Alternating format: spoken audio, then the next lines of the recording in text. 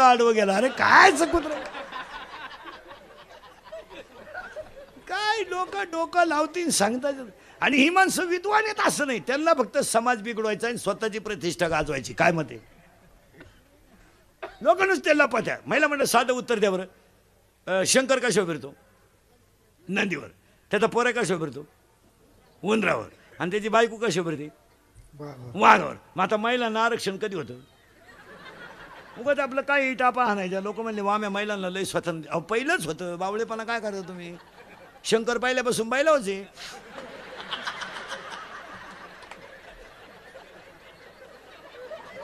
मी शंकरात काय बदल झाला? शंकर बायला होते ना. मग आजही शंकर. आता शंकर झोळीच्या द्वारे ओढून झोका देतो. पार्वती स्कूटीवर मीटिंगला गेली. काय कर? पार्वती गेली स्कूटीवर मीटिंगला. शंकर वडीतोय द्वाऱ्या. गबस रड नको, आई मीटिंगला गेली. गबस रड नको, आई मीटिंगला गेली.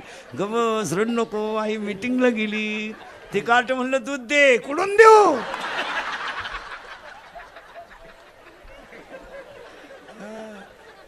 लगेच ती बाई आली स्कूटीवर. गबस रड नको, आई आली. गबस रड नको, आई आली. गबस रड नको, आई आली. गबस रड नको, आई आली. गबस रड नको, आपली आई आली.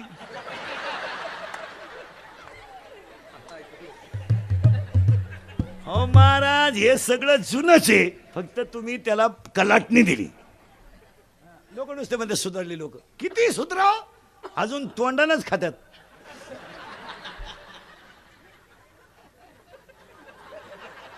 खायची जागा बदला. काय सुधारली लोक? धोतर गेलं आणि पायजामा आला. पायजामा गेला आणि जीन आली. जीन गेली आणि बरमुडा आली. बरमुडा गेली आणि बलून आली. आणि हळूहळू लोक मोकळी होत आली. सुधारली काय लोक? काय सुधारली लोक? चपातीला पोळी म्हणती. पोळीला काय पोळा म्हणती? महाराष्ट्रातल्या पवित्र मातेतून ज्या दिवशी वृद्धाश्रम शब्द निघून जाईल त्या दिवशी जनता सुधारली. अभंग नामदेवरायांचा एक कडवे 2 आहेत. अभंगातला पहिला मुद्दा संपला. चिंता बिंता करायची नाही. इथपर्यंत आपण आलतो. फायनल झालंय देव आ ए बस फायनल झालं. पुन्हा आता आहेच आणि तो जगालाच पोषितोय. म्या बोलविल्या वेद बोले, म्या चालविल्या सूर्य चाले, पर्वताबाईस करणं सांडावी, समुद्र रे करणं ओलांडावी. 3 शब्द सांगा. मोराच्या पिसऱ्यावर कितीही सुंदर डोळा असला तरी मोर त्याने कधी पाहू शकत नाही. मोराच्या पिसऱ्यावर कितीही सुंदर डोळा असला तर मोर त्याने कधी पाहू शकत नाही. आणि शिळीच्या गळ्याला किती लांब सड असलं ते कधी दूध देऊ शकत नाही. देवावर विश्वास असणारा माणूस कधी यशस्वी होऊ शकत नाही. नाही ते होऊ शकत नाही. मासा किती फिरू द्या, मेरू पर्वत मासा किती फिरू द्या, समुद्र कधी तरू शकत नाही. आणि मुंगी किती फिरू द्या, मेरू पर्वत कधी ओलांडू शकत नाही. मुंगी तुम्ही निवांत बसलेली पाहिली का? सारखी इंडती. कुठं जात असेल तिचं तिला माहिती. सारखी इंडती.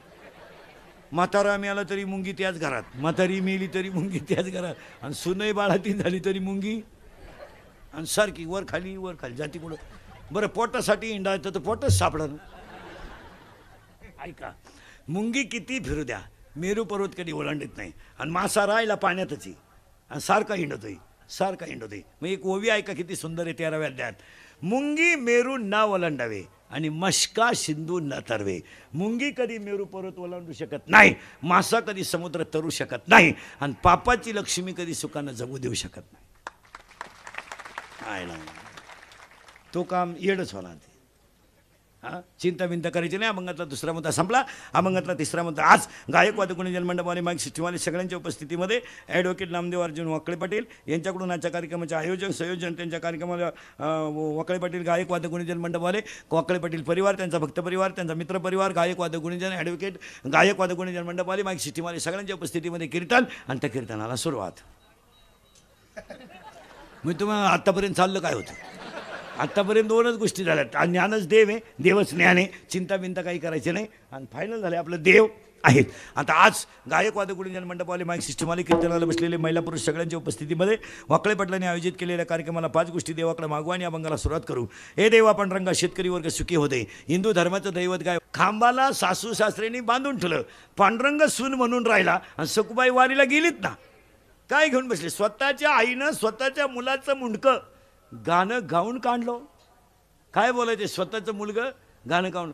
2 मुलं झाली पोरांनो महाराष्ट्रात, 2 मग आता मागच्या आठवड्यात 2 मुलं सीमेवर गेली. उभ्या महाराष्ट्राच्या डोळ्यात 2 दिवस पाणी आलं. महाराज, ती मुलं शहीद झालेली मोठी नाहीत, त्यांना पाठवणारे आईवडील मोठे आहेत. आता ते 2 गेल्यानंतर तुम्ही त्यांना पोत्यानं जरी मदत दिली,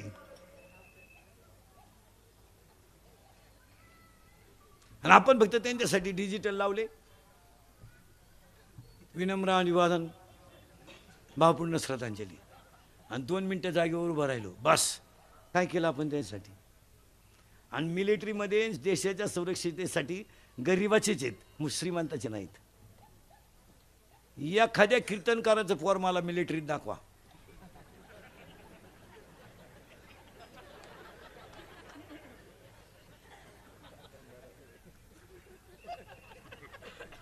आहे का? प्राध्यापकाचं दाखवा, आमदाराचं दाखवा, खासदाराचं दाखवा, जाणारच नाही. सीमेवर कोणाचे? ज्याची आई कामाला जाते, बहीण लग्नाला आली, मुलाला परिस्थिती ती जा नाही, माझा शरीर सीमेसाठी घालविल पण संसार सुखी कर. आता आपल्याकडे जर परिस्थिती पाहिली ना आपली, तर आपल्याकडे सीमेवर कुठले? पाथर्डी, शेवगाव, पाथर्डी, पारनेर, इकडलेच का? माझा लहान भाऊ 10वीला आहे, त्याची जर शाळा बुडाली, मग संसार बसेल, मी काही करायला तयार आहे, सीमेवर जाईल, लढेल, पण माझा भाऊ शिकला पाहिजे. गरिबाचीच आहेत. म्हणून एक वाक्य लिहून ठेवा, कुणाचा तरी मुलगा सीमेवर लढतोय म्हणून आपण बंगल्यात घोरतोय. बंगल्यात झोपणारे नीट आहे का? इथं मांजरीनं उडी मारली तर उठतोय बंगल्यात.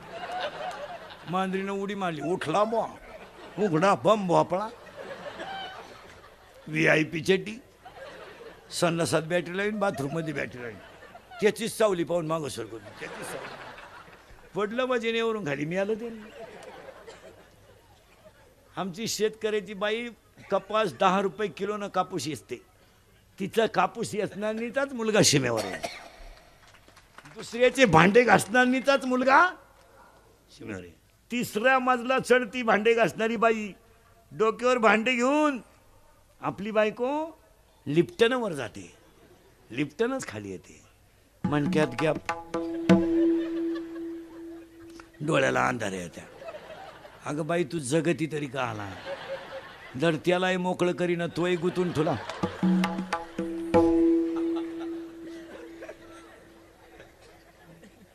कुणाचा तरी मुलगा अंगातला घाम काळ्या आईत घालतोय म्हणून आपली बायको चपातीला